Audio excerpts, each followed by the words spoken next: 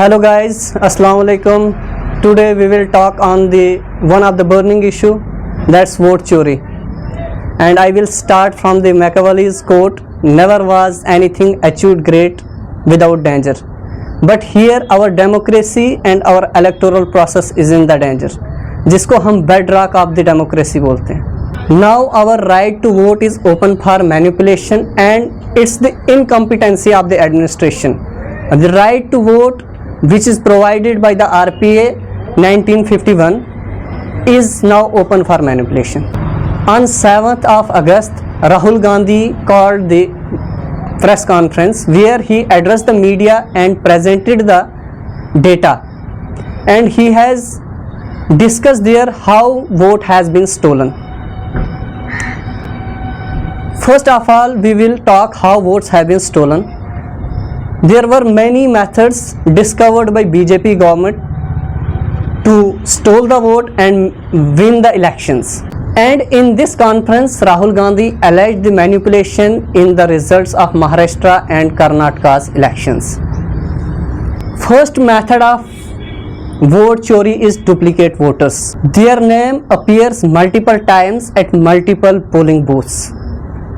And these voters were almost 11,965 voters. There is a story of one guy, Aditya Shrivastava, who is registered in 3 states, Lucknow, Mumbai and in 2 places of Karnataka. Question raises here, how a man can register himself in 3 states? Other way of vote chori is fake and invalid addresses, and such voters are 40,009 who are with fake addresses and non-exist addresses. Like their house numbers are 0, their parentage is PMLNOQ. These are the voters, and their votes are counted and were valid. And other way which is discovered by BJP government is the bulk voters in a single address. There are almost 10,452 voters who are registered and living in a 10 square feet house, and even it's not possible to accommodate these people in inside space. And one of the person who is living in Bengaluru and who having affiliations and links with the BJP government is the Jairam Reddy. Then we have invalid photos. These voters have misused photographs.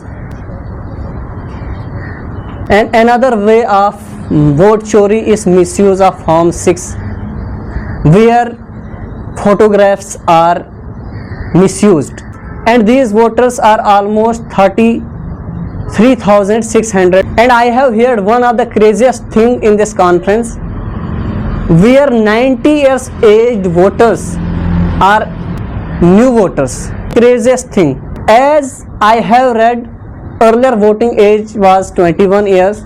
After 61st Constitutional Amendment Act, voting age was reduced to 18 years. But here is the case totally different. 90 years, 80 years and 70 years aged people are new voters. This is the complete incompetence of administration and election commission. This was the complete story of one of the legislative assembly of Karnataka, Mahadevpura, Bengaluru Central. And here BJP was in the leading position in 2024 election. और यहाँ पे इन facts को देखने के बाद ये clearly पता चलता है कि election commission and electoral system has been compromised. यहाँ से सबसे बड़ा क्वेश्चन ये उठता है कि was 2024 a stolen victory by stealing votes. हम यहाँ पे कंट्रोवर्सी की बात नहीं करते हैं कि बीजेपी गवर्नमेंट ने ये किया, कांग्रेस ने ये किया, but it's about the transparency of the election and election commission. और ये बात सिर्फ कर्नाटका की एक असेंबली पे जाके खत्म नहीं होती है. इतने वोटर्स ऐड किए जाते हैं कि जितने लास्ट के 5 सालों में नहीं होते हैं. और these voters are more than the entire adult population of Maharashtra. और इनकी गिनती जो है, ये जो मिस्टीरियस वोटर्स हैं, ये ऑलमोस्ट 40 लाख वोटर्स हैं। इस प्रेस कॉन्फ्रेंस से ये भी पता चलता है कि जो वोटर्स हैं, देयर नंबर इंक्रीज आफ्टर 5 और 6 PM। इस सब माल प्रैक्टिस की इन्वेस्टिगेशन की मांग जब राहुल गांधी ने की तो he was asking for digital voter list and CCTV footage. But इसी ने क्या किया, जैसे ही राहुल गांधी की प्रेस कॉन्फ्रेंस खत्म होती है तो कर्नाटका इलेक्शन कमीशन जो है issued a statement where they were asking Rahul Gandhi like a UFC fighter sign the declaration and take the oath।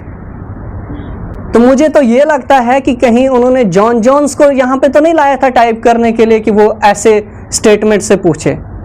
Is this right behaviour of election commission? और जब लोगों ने एक कैंपेन चलाई तो इलेक्शन कमीशन ने क्या किया? कोई इन्वेस्टिगेशन नहीं, कोई कुछ नहीं, अपनी साइट तक बंद कर दी। और जो स्टेटमेंट भी दी वो without any investigation before hand, जो ये स्टेटमेंट में आपको बताया, ये इशू कर दी। और जो डिमांड थी CCTV फुटेज की, डिजिटल वोटर लिस्ट की, इलेक्शन कमीशन हैज रिफ्यूज्ड, उन्होंने इनकार कर दिया। और ये these are not the political rhetorics, these are the facts which were produced by Rahul Gandhi. Vote by vote breakdown किया उन्होंने वहां पे। Already election commission of India की reputation is not so good कि सवालात तो पहले भी इनसे पूछे गए for years, but they don't want to give any answer. Even they destroyed the evidences कि ऐसा ना हो कि लोग क्वेश्चन कर पाएं। अगर इलेक्शन कमीशन का ये माल प्रैक्टिस नहीं होता तो वो लोगों को आंसर करते, इन्वेस्टिगेशन करते, जिससे क्या होता, credibility of the election commission would increase.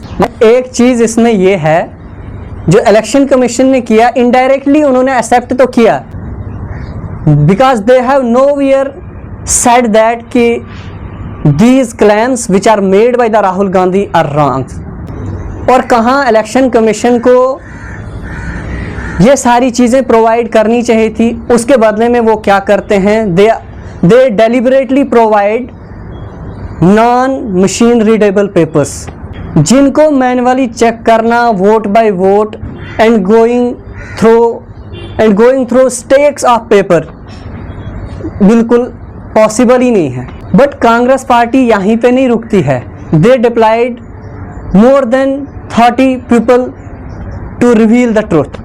और उन्होंने ये महीनों तक करके जो है ये सारे फैक्ट्स लोगों के सामने लाए।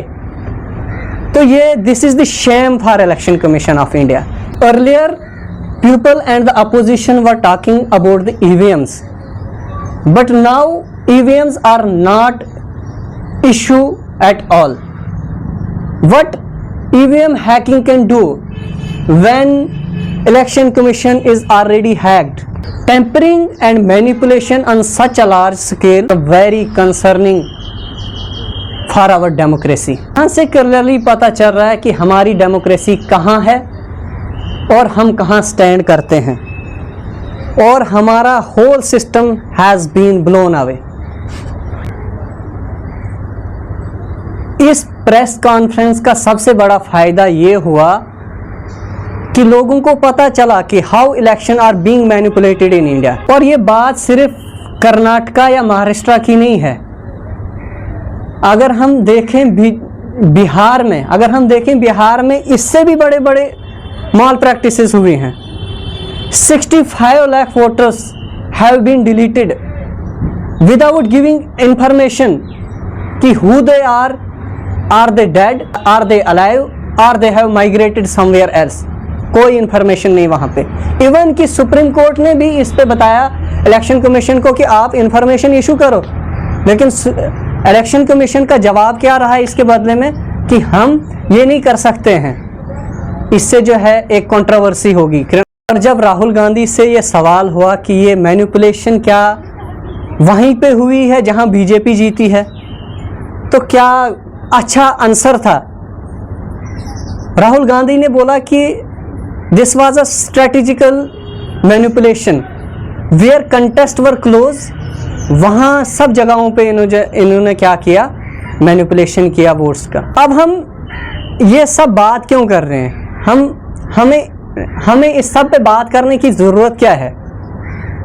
ये addition of ineligible voters and exclusion of eligible voters can change the whole game of elections. अब जब कुछ दिन निकल जाते हैं और बीजेपी के बिहाफ पे अनुराग ठाकुर प्रेस कॉन्फ्रेंस बुलाता है, अनुराग ठाकुर अपनी प्रेस कॉन्फ्रेंस में वो भी एलिगेशंस लगा रहा है, वो राहुल गांधी के इलेक्शन पे लगा रहा है, वेस्ट बंगाल के इलेक्शन पे लगा रहा है, लेकिन इस सब के बीच में सबसे बड़ी नज़र किस पे आती है, इलेक्शन कमीशन ऑफ इंडिया। अगर वो भी एलिगेशंस लगा रहे हैं लेकिन बात किस पे है, क्रेडिबिलिटी किसकी खोई जा रही है, वो इलेक्शन कमीशन ऑफ इंडिया की।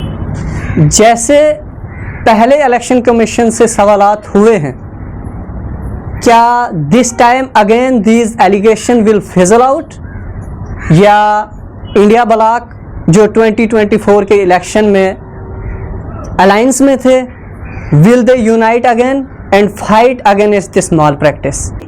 और रही बात हमारी मीडिया की, इन्होंने इलेक्शन के टाइम पे भी ऐसे एग्जिट पोल बताए कि exit poll were saying one thing and results were totally different. उस वक्त भी मैनिपुलेशन किया। और अभी और today on this issue mainstream media is still silent, and if they are speaking words they are just trying to suppress this issue। ये question जो है पॉलिटिकल फाउंडेशन की बात है। It's about the right of each and every voter. यहाँ से तो clear cut violation है आर्टिकल 324, जहाँ इलेक्शन कमीशन को ये रोल दिया गया है कि सुपरिंटेंडेंस, कंट्रोल, डायरेक्शन। क्या ये कंट्रोल और डायरेक्शन है? तो यहाँ से ये पता चलता है कि election commission and BJP colluded to steal the election। There shouldn't be irregularity in elections, in voter list। इस तरह से क्या होता है कि इलेक्शन कमीशन की जो क्रेडिबिलिटी है, लोगों का ट्रस्ट इलेक्शन कमीशन में है, वो कैसे रहेगा। अगर हम one of the largest democracy of the world है तो हमें इन चीज़ों को स्ट्रांग बनाना पड़ेगा। And there should be social accountability। Election Commission should be directly accountable to the people of India। और अब हम आज के टॉपिक को एक शेर के साथ कंक्लूड करते हैं। अफराद के हाथों में है अक़वाम की तकदीर, अफराद के हाथों में है अक़वाम की तकदीर, हर फर्द है मिल्लत के मुक़द्दर का सितारा। और आपका फीडबैक जो है बहुत ही ज़रूरी रहेगा। आपका फीडबैक हमारे लिए बहुत ज़रूरी है और हम उम्मीद करते हैं आप अपना फीडबैक जो है कमेंट बॉक्स में ज़रूर देंगे। Thank you.